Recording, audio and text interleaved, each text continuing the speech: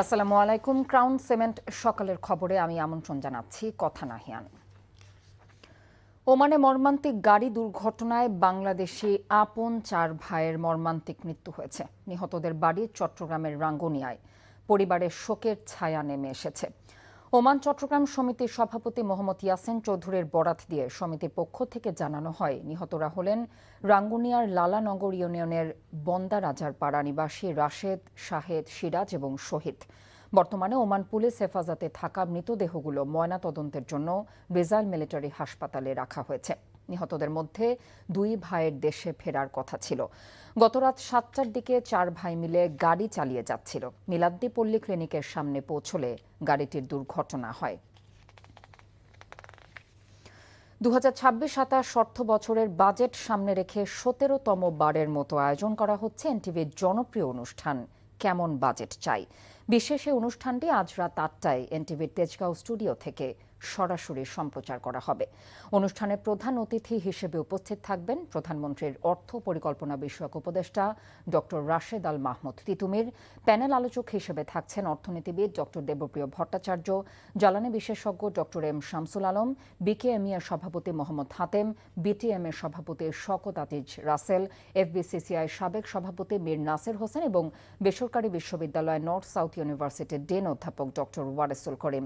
বিজেএমইএর সভাপতি মাহমুদ হাসান খানের সঞ্চালনায় অনুষ্ঠানে আরও অংশ নেবেন অর্থনীতিবিদ, ব্যবসায়ী, ব্যাংকার, গবেষক সহ বিভিন্ন শ্রেণী পেশার মানুষ।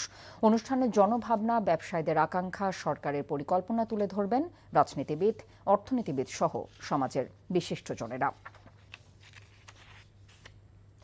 দেশের প্রায় সব জেলাতেই ছড়িয়েছে প্রাণঘাতী হাম। গত 24 ঘণ্টায় হাম এবং উপসর্গে 8 জনের মৃত্যু হয়েছে এবং এদিন নতুন করে আক্রান্ত হয়েছে 1615 জন। হাম নিয়ে আরও জানতে এখন যাব কুমিল্লা হাসপাতালে। সেখানে আছেন আমাদের স্থানীয় প্রতিনিধি মাহফুজ নান্টু।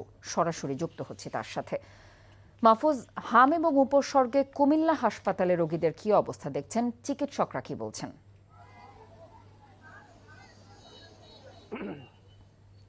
কথা আমি যদি বলি যে প্রতিদিনই আসলে হাম আক্রান্ত হয়ে শিশুরা কুমিল্লার মেডিকেল কলেজ হাসপাতালে ভর্তি হচ্ছে, পাশাপাশি বিভিন্ন উপজেলা স্বাস্থ্য কমপ্লেক্সেও কিন্তু আসছেন।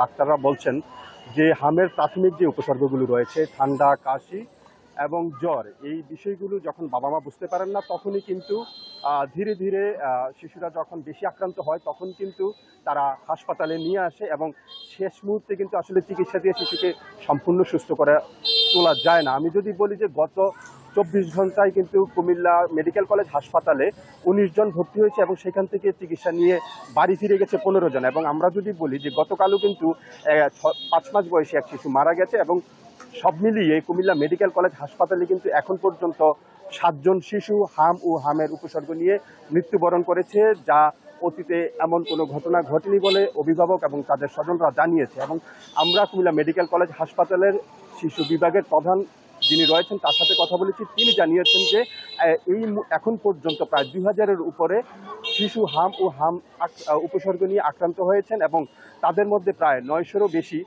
চিকিৎসা নিয়ে তারা বাড়ি ফিরেছেন। তবে প্রতিদিনই কিন্তু 2 থেকে 4 জন, 5 জন, 6 জন করে কিন্তু প্রতিদিনই ভর্তি হচ্ছেন কুমিল্লা মেডিকেল কলেজ হাসপাতাল। এবং সেই আইসোলেশন সেন্টার যে 2টা কক্ষ রয়েছে, সেই 2টা কক্ষে কিন্তু এখন পর্যন্ত প্রায় 89 জন শিশু হাম ও হামের উপসর্গ নিয়ে ভর্তি রয়েছে। কথা এ ছিল কুমিল্লা থেকে হামের সবশেষ। কুমিল্লা থেকে হাম আক্রান্তদের চিকিৎসার খবর জানছিলাম। লালমনিরহাটের হাতীবান্ধা উপজেলার আমঝোল সীমান্তে বিএসএফ এর গুলিতে এক বাংলাদেশি নিহত হয়েছে। নিহত খাদিমুল ইসলাম ওই এলাকার আমজাদ হোসেনের ছেলে। বিজিবি জানায়, গতরাতে সীমান্ত এলাকায় গেলে ওই বাংলাদেশিকে বিএসএফ গুলি করে। স্থানীয়রা তাকে উদ্ধার করে রংপুরে নেবার পথে মারা যান তিনি। এ ঘটনার প্রতিবাদ জানানোর পাশাপাশি পতাকা বৈঠকের প্রস্তুতি নিচ্ছে বিজিবি। আসন্ন কোরবানি ঈদ সামনে রেখে নাটোরে চাহিদার চেয়ে 2 লাখ অতিরিক্ত পশু প্রস্তুত করা হয়েছে। তবে বেচা কেনায় নেই জোর। বিশেষ করে বড় গরু লালন পালনকারীরা পড়েছেন বেকায়দায়। ক্রেতা সংকটে বিক্রি করতে পারছেন না গরু, মিলছে না কাঙ্ক্ষিত দাম। এ অবস্থায় অনেকে ভিন্ন পরিকল্পনার কথাও ভাবছেন। নাটোর থেকে হালিম খানের পাঠানো রিপোর্ট। এবছর কোরবানি ঈদ উপলক্ষে নাটোর জেলায় 20,324টি ছোট বড় খামারে প্রস্তুত করা হয়েছে 4.5 লাখ গবাদি পশু, যার মধ্যে 2 লাখের বেশি উদ্বৃত্ত। দেশীয় ও প্রাকৃতিক পদ্ধতিতে গবাদি পশু লালন পালন হলেও চড়া খাদ্য মূল্যের কারণে বেড়েছে খরচ। এ কারণে সমস্যায় রয়েছেন খামারিরা। সবচেয়ে বেশি সমস্যায় পড়েছেন বিদেশি বিভিন্ন জাতের গরু ও দুম্বা পালনকারীরা। এই অস্ট্রেলিয়ান এই গরুটা আমরা 6 লাখ টাকার কিছু কমে বলেছি, ওনারা 7.5 লাখ টাকা লাস্ট চেয়েছে, এবং একটা সাইওয়াল পছন্দ করা হয়েছে, ওটা 15 লাখ টাকা দাম চাইছে। কিন্তু গত 2 বছর হলে আমার কোনো গরু বিক্রি নাই। বিক্রি না থাকার কারণে আমরা অনেক লসের মধ্যে পড়ে গেছি। এখন এই বছরও আমরা খুব আশঙ্কার মধ্যে আছি যে এই বছর আমরা গরুগুলা বেচতে পারবো কিনা। কাস্টমার আসছে কিন্তু কম, ওইভাবে তুলনা হিসাবে গরু বেচা কেনা ওরকম ভাবে নেই। কোরবানির জন্য আমরা 150 বড় গরু প্রস্তুত করেছি, তো বড় গরু চাহিদা নাই, কাস্টমারও নাই। সব জিনিসেরই দাম বেশি, পোষাচ্ছে না, এই জন্য গরু বেচা কেনা নাই, সব গরুই আটকা আছে। খামারিরা হতাশ হলেও জেলা প্রাণী সম্পদ কর্মকর্তা বলছেন বিদেশ থেকে কোনো গবাদি পশুর আসার সম্ভাবনা নেই। সে কারণে নাটোরের উদ্বৃত্ত গবাদি পশু অন্য জেলায় বিক্রি করা যাবে এবং খামারিরা ভালো দাম পাবেন। বিদেশ থেকে কোনো গবাদি পশু আসার কোনো সংখ্যা নেই, তারা যথার্থ মূল্য পাবে।